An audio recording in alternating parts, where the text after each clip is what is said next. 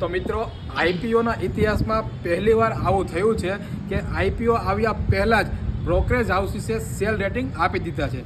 જ્યાં મિત્રો હું વાત કરી રહ્યો છું લેન્સકાર્ટના આઈપીઓની, અને જેમણે પણ આ આઈપીઓ ભર્યો છે ને તેને હમણાં થોડો ઘણો ડર લાગતો હશે। અંબિતે 337ના ભાવમાં સેલ રેટિંગ આપ્યા છે, અને સેલ રેટિંગ આપવા પાછળના કારણો કે કંપનીની જે પ્રોડક્ટ છે તે હેવી કેપેક્સ છે, એટલે કે કોઈ પણ નવી પ્રોડક્ટ લોન્ચ કરવી હોય તો તેમાં રીઇન્વેસ્ટમેન્ટ કરવું પડતું હોય છે। ત્યારબાદ બીજું કારણ છે કે કંપનીની વેલ્યુએશન ખૂબ જ હાઈ બતાવી છે, અને ત્રીજું કારણ બતાવ્યું છે કે કંપનીએ જે ફાઇનાન્શિયલ ડેટા પોસ્ટ કર્યા છે તે ડેટા થોડા ઓછા સેટિસ્ફાઈડ હોય અને થોડાક ઉપર નીચે હોય એવું લાગી રહ્યું છે। પણ આપણે લેન્સકાર્ટની સાચી રીલ બનાવેલી હતી, એટલે જેમને પણ ના જોઈ હોય તે લોકો આગળ જઈને ચેક કરી લે। તો મિત્રો કોણે કોણે લેન્સકાર્ટનો આઈપીઓ અપ્લાય કર્યો છે તે લોકો કમેન્ટ કરીને જણાવજો, અને સાથે સાથે આ માહિતી તમને કેટલી યોગ્ય લાગી તે પણ કમેન્ટ કરીને જણાવજો।